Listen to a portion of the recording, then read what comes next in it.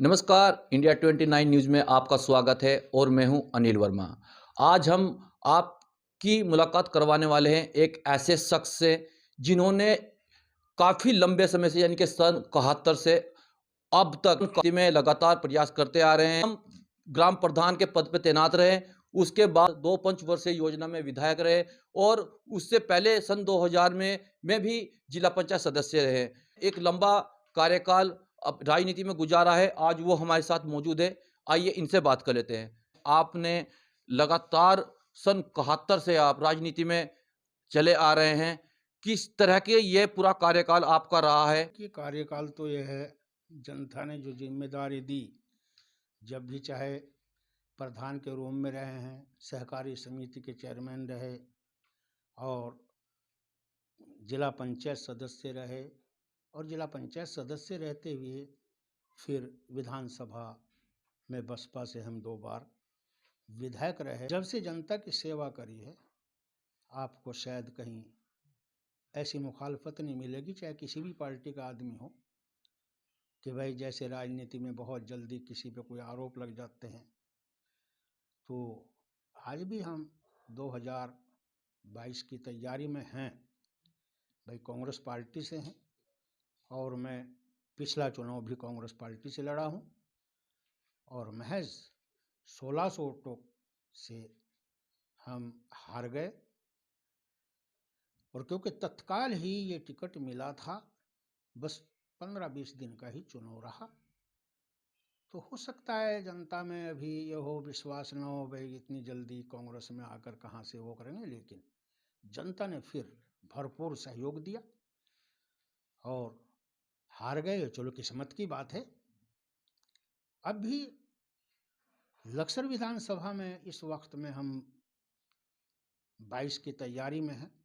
ये पार्टी के ऊपर है, पार्टी की गाइडलाइन के अनुसार जो भी 2000, 5000, तो हम तो 2000 से नीचे हैं, गाइडलाइन में भी ठीक आ रहे हैं, लेकिन भाई पार्टी का फैसला है, बहुत से उम्मीदवार हैं, तो जैसे उचित पार्टी समझेगी टिकट देगी, फिर जनता के बीच में जाएंगे, जनता अपना सहयोग देगी। तो सेवा के बारे में तो मैं कोई ज़्यादा अपनी तरफ से कोई साफ सफाई नहीं दे सकता। हमारा लालढांग क्षेत्र जो था ये बहुत पिछड़ा हुआ था।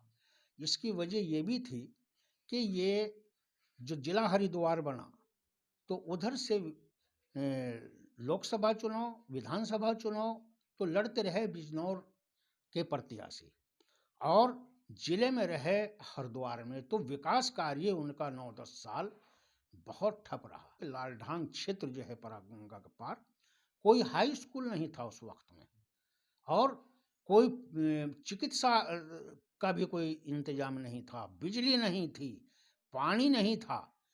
लोग अपने नली नालों से ही पानी लेकर वो करते थे, लेकिन उसके बाद में जितना विकास कार्य हमने पूरी लालढांग में करा, ये सबको पता है। भाई सरकार कांग्रेस की रही, नारायण दत्त तिवारी जी पुराने नेता थे, तजर्बेकार थे, लेकिन हम लोगों को जो सहयोग दिया है, तो मैं ये कह सकता हूँ कि शायद अपने विधायकों को भी चाहे ना दिया हो इतना जितना सहयोग हमें दिया है और हमने करा। उसके बाद में भाजपा की सरकार आई, इसमें कोई दो राय नहीं है।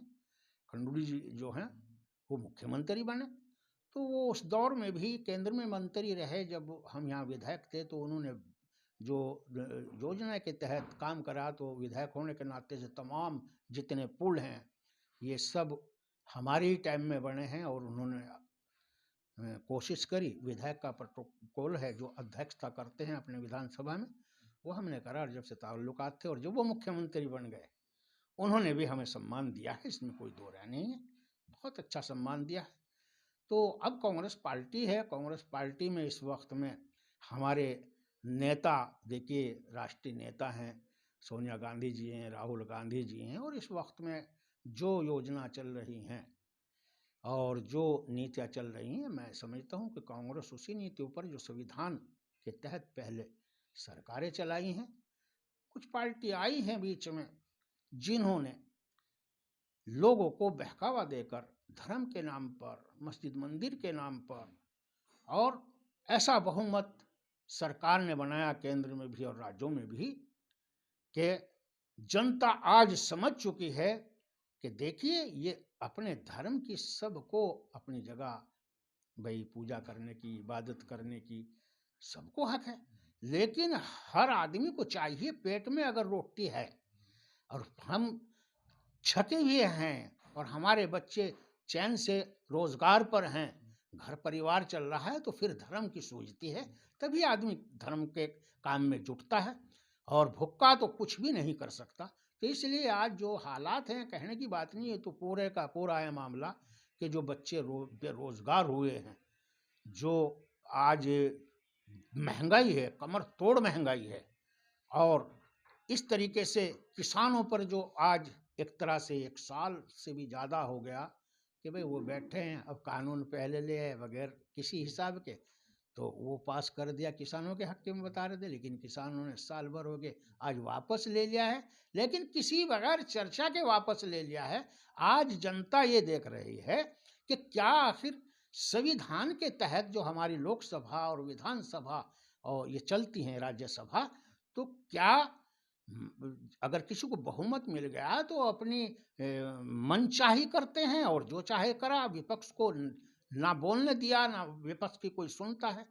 तो मेरे ख्याल में आज जनता तरस है बहुत बुरी तरह, और फिर कांग्रेस को ही चाह रही है, और मुझे उम्मीद है कि आने वाले टाइम में कांग्रेस की सरकार बनेगी, और जो भी पहले से विकास कार्य हमारे हरीश रावत जी ने जो यहाँ करे हैं, मैं ऐसा समझता हूँ कि ऐसे मुख्यमंत्री जो आज इलाकों में घर घर को जानते हैं, हर आदमी को जानते हैं, ऐसे मुख्यमंत्री कभी हमने नहीं देखे कि जितना वो तेजी से, और पहचान कितनी है, हर आदमी को जानते हैं कि जिसका चेहरा और नाम एक बार देख लिया वो उसी हिसाब से वो करते हैं। तो मैं ये कहता हूँ कि ऐसे मौका लग जाए, कुदरत वाला मौका दे दे, तो भाई ऐसे नेता के नेतृत्व में हम भी फिर सेवा कर लें जनता की। तस्लीम जी, देखिए आप 2 योजनाएँ विधायक विधायक रहे हैं, तो आपको अब मैं तस्लीम ना कह कर के पूर्व विधायक ही कहूँगा, ठीक है? देखिए विधायक जी, आपकी जब राजनीति में शुरुआत हुई थी, सन 71 से आपकी शुरुआत राजनीति में हुई है। उसके बाद आपने यानी कि शुरुआत दौरे से ही आप कांग्रेस में रहे हैं।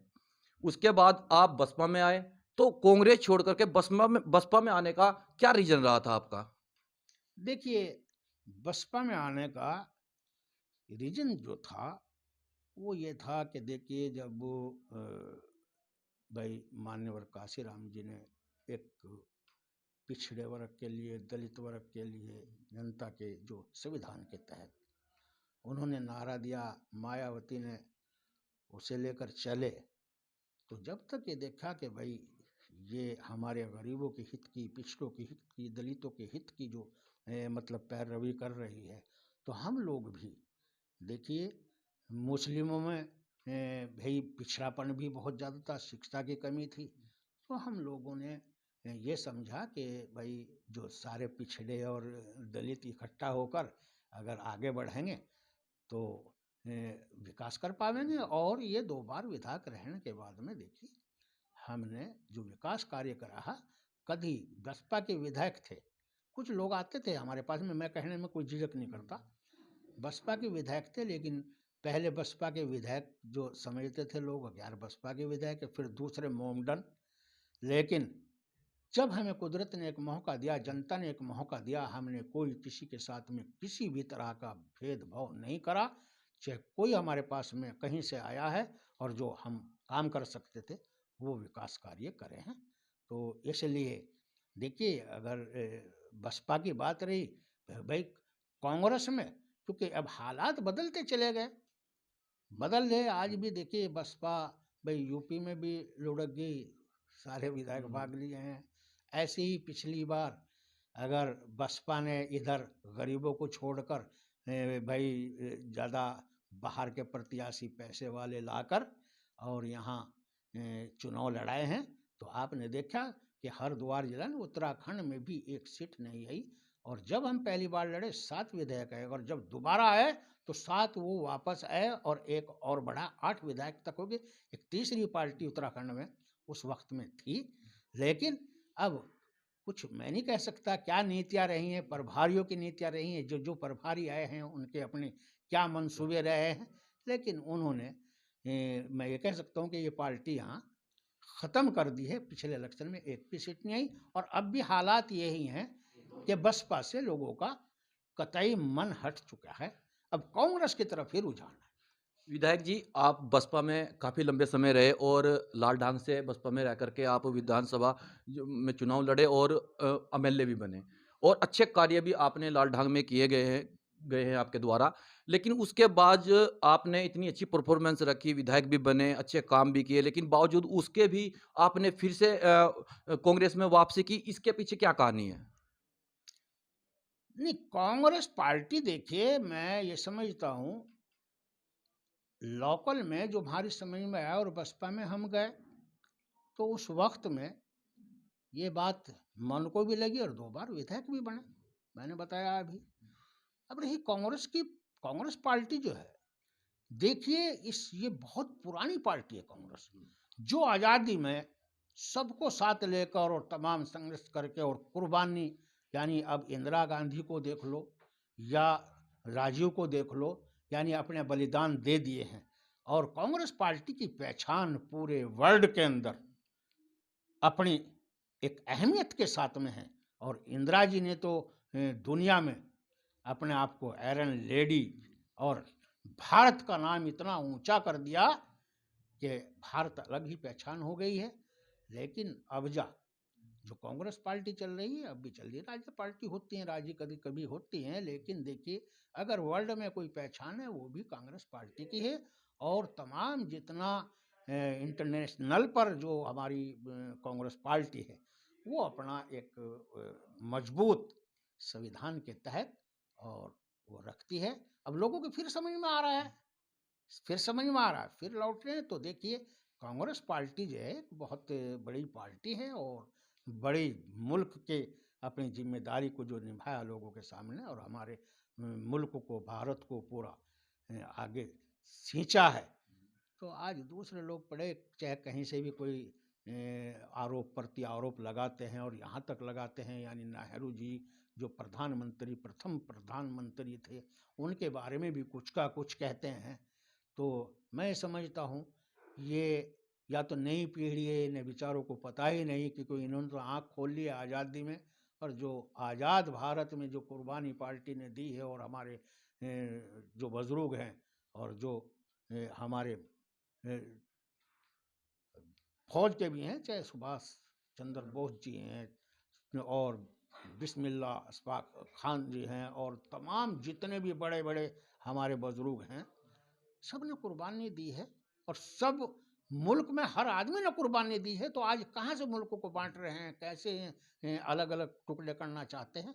मैं समझता हूँ इससे हमारी जो मोहब्बत प्रेम और जो यहाँ की खूबसूरती आपस में है, चमन एक है, फूल अनेक हैं, माली तो एक ही है। अगर हम ऐसे रहेंगे तो इस चमन का चमन ही रहेगा, और इस चमन को बर्बाद करना चाहेंगे। लोग कर रहे हैं, आज कोशिश कर रहे हैं, नफरत फैला रहे हैं लोगों में, और नफरत के बीज इतने बो रहे हैं, इससे काम चलने वाला तो है नहीं है। मुल्क तो संविधान से चलता है। आज नहीं करेंगे याद, अब आने वाले टाइम में कर रहे हैं। अब उन्होंने देख लिया पीछे महंगाई कितनी बढ़ा दी।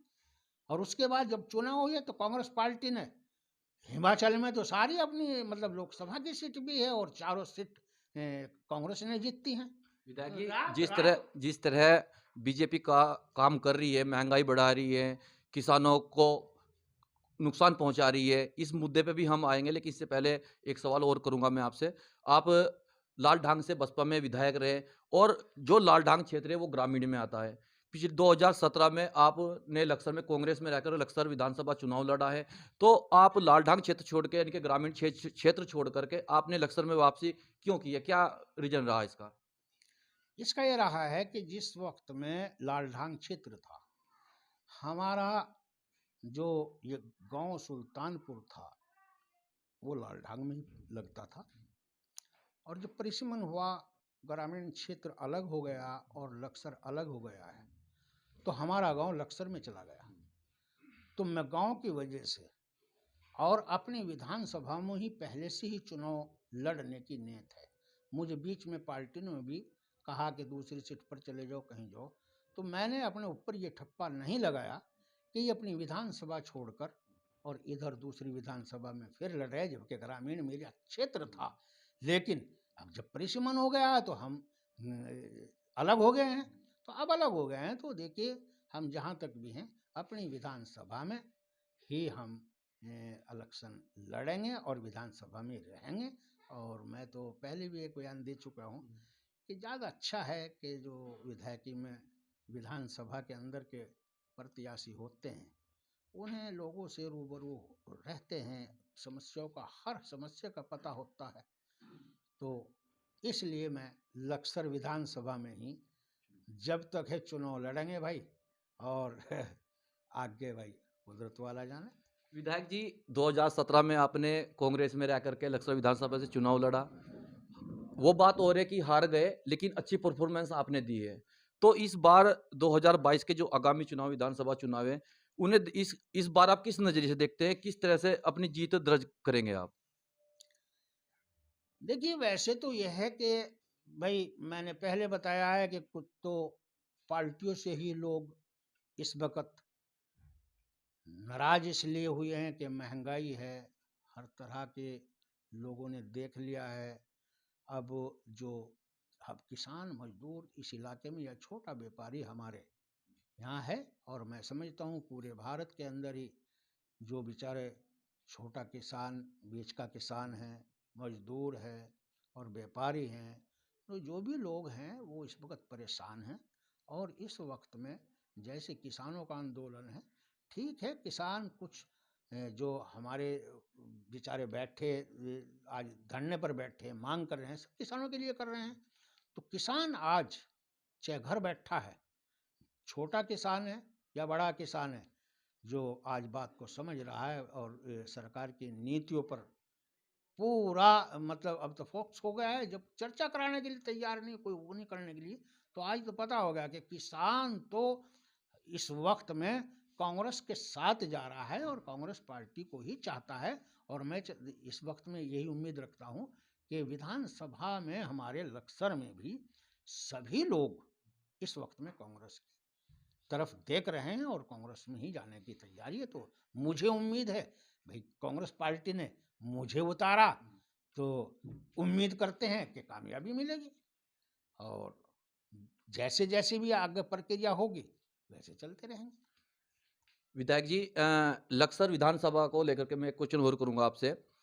अब की बार विधानसभा 2022 में कई अनेक चेहरे सामने आ रहे हैं, जो चुनाव में दावेदारी कर रहे हैं और दावेदारी कर रहे हैं, और आपने कहा है कि कई नए चेहरे भी हैं और कुछ क्षेत्र क्षेत्र के निवासी भी हैं। तो आप क्या मानते हैं कि जनता कहीं न कहीं अपने क्षेत्र के जो चेहरे हैं उन्हें चुनना पसंद करेगी, या फिर जो बाहर के लोग नए उभर के सामने आ रहे हैं उन्हें चुनना पसंद करेगी, या फिर कहीं न कहीं पार्टी को वोट देगी, या फिर चेहरे को वोट देगी? सबसे मेन सवाल ये है। देखिए, मैं समझता हूँ पार्टी का भी भाई पार्टी का ही मामला है पहला तो, लेकिन जनता अपने बीच के आदमी का चेहरा भी देखती है और चेहरे के आधार पर भी वो वोट देती है। और अब लक्सर में जितने भी उम्मीदवार हैं सबको मांगने का हक है। पार्टी में जो भी कार्य करता है उसे टिकट मांगने का हक है। लेकिन ये तो पार्टी सर्वे करावेगी, पार्टी ही देखेगी कि भाई हमारा कैंडिडेट इस वक्त में सीट को कौन जल्दी निकाल सकता है, ये तो देखती है। भाई पार्टी के चक्कर में तो कुछ लोग पहले चल जाते हैं कि भाई हवा आ जा पार्टी की, तो किसी को भी टिकट दे दिया, चाहे कैसे दे दिया, वो जीत कर चला जाता है। लेकिन अब ऐसे माहौल में तो बिल्कुल दोनों चीज़ देखनी पड़ेगी कि उधर से पार्टी को भी देखती है लोग और कैंडिडेट को भी देखती है। तो अच्छा, लक्सर में संजय गुप्ता जी 2 पंचवर्षीय योजना में विधायक रह चुके हैं। ऐसी कौन-सी उनकी ऐसी उपलब्धियाँ आपकी नज़र में हैं जिसको लेकर के वे दोबारा दावेदारी विधानसभा पे लक्सर में कर रहे हैं चुनाव को लेकर के?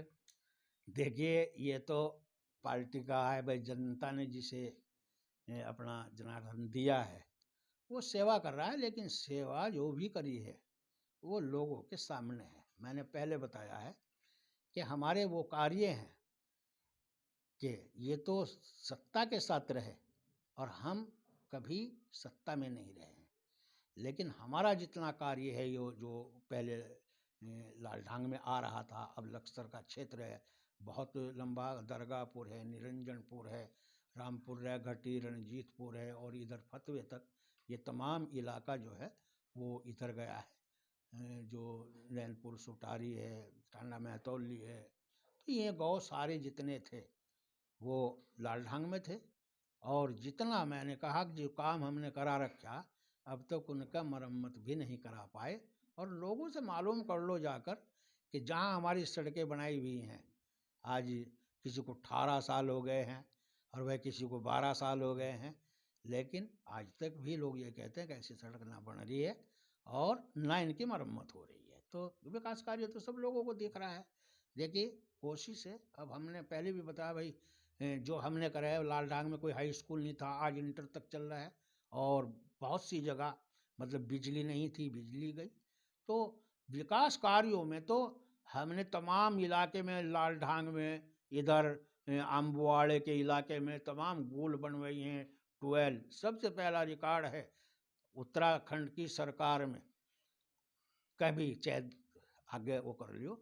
यानी जो हमारे यहाँ सिंचाई के 12 थे, तो उनसे 2 फायदे हुए हैं। जहाँ हमारे पानी उससे भरते थे नाले नलों से, वहाँ से 12 से फिर पानी पीने के लिए मिला, सिंचाई के लिए मिला और तमाम गोल बनी। पहला नंबर लालढांग का है पूरे उत्तराखंड में, जहाँ 12 सिंचाई ये सारा पानी का वो हुआ है। तो इसलिए अभी तो ये सारे देख ही रहे लोग बाग भाई कौन क्या कर रहा है। मैं तो ज़्यादा इसमें किसी के ऊपर खटास करता ही नहीं, इसलिए भाई जिसे जिसे जनता ने मौका दिया है वो अपने टाइम को जैसे सेवा कर रहा है लोगों की, तो लोग खुद ही बोलते हैं फिर। धन्यवाद विधायक जी। विधायक जी, देखिए सवाल तो बहुत हैं लेकिन लंबा समय हो जाएगा, तो मेरा लास्ट सब सवाल आपसे एक और रहेगा। लक्सर विधानसभा में ऐसे कौन से मुख्य मुद्दे हैं, क्योंकि सभी नेता सड़कें, पानी, बिजली की बात तो सभी करते हैं, लेकिन आप ऐसे कौन से मुख्य मुद्दे जनता के बीच लेके जाने वाले हैं जिससे आपको जीत मिले और लक्सर विधानसभा को उन विकास की मुख्य रूप से जरूरत भी है? देखिए, मैं समझता हूँ कि सबसे पहले तो शिक्षा का मामला है। शिक्षा है, समाज में आगे जागृति है। अब ये समझो कि जैसे हमारा इस वक्त में डिग्री कॉलेज है, हमारा ये इलाका जो बाणगंगा से परला इलाका है, बिक्रमपुर है, रामपुर है, घटी रणजीतपुर है, फतवा है। आज अगर किसी बच्चे को जाकर पढ़ाई करनी पड़ती है इंटर के बाद, तो उसे 15-20 किलोमीटर तो यहाँ से चलना पड़ता है, या तो जाकर लक्सर में है या भाई रायसी है। अब वहाँ से 15-16 किलोमीटर, 18 किलोमीटर पड़ रहा है, तो ये बच्चों के लिए एक बहुत दिक्कत है। ऐसे ही कोई स्वास्थ्य केंद्र, बड़ा स्वास्थ्य केंद्र हमारे इलाके में नहीं है, जो फौरन कोई ऐसे मरीज हों जो तत्काल ही उन्हें कहीं मेडिकल की सुविधा मिले, तो ऐसा कोई अभी इधर नहीं बना है। रही 2 चीज़ें हैं जो हमारे इलाके में, कभी कभी बाढ़ का मामला जो आता है, तो बांध भी बनते रहे, हमारे टाइम में ही हमने बांध बनवाया, लेकिन कहीं वो टूटा भी, पानी किसी रुक भी गया। गंगा का बहाव जो ये गणदासपुर है, महाराजपुर है, इधर से लेकर ये नीचे बाला वाली तक पूरा इलाका डूब जाता है। और ऐसे ही कभी कभी नदी जो है ये राव जो हमारी ऊपर से आती है सोलानी, तो सोलानी का पानी भी कभी कभी टूटकर लक्सर इलाके में बहुत आ जाता है। इसके लिए बांध बंधे हुए भी थोड़े हैं, लेकिन वो कभी कभी टूटते भी हैं। तो ये समस्या भी हर वक्त में यहाँ इधर बनी रहती है। धन्यवाद विधायक जी, बहुत बहुत आपका। ये हमारे साथ मौजूद थे हाजी तस्लीम अहमद जी, जो जिन्होंने काफ़ी लंबे समय राजनीति में गुजारा है और प्रथम ग्राम प्रधान भी रहे हैं, जिला पंचायत भी रहे हैं और 2 पंचवर्षीय योजना में विधायक भी रहे हैं। कई पार्टियों में रहे, यानी कि कांग्रेस में रहे, बसपा में रहे और आज फिर से कांग्रेस में वापसी की है। विधायक जी का कहना है कि लक्सर विधानसभा में फिर से एक बार 2022 में चुनाव लड़ने विधायक जी जा रहे हैं। देखना इसी बात का होगा कि किस तरह से विधायक जी को जीत हासिल होती है। और विधायक जी का यह भी कहना है कि लक्सर विधानसभा में कई ऐसे मुख्य योजनाएँ हैं जो वहाँ पे लानी है, और कई ऐसे विकास है जिसकी लक्सर विधानसभा चीख-चीख के माँग कर रही है।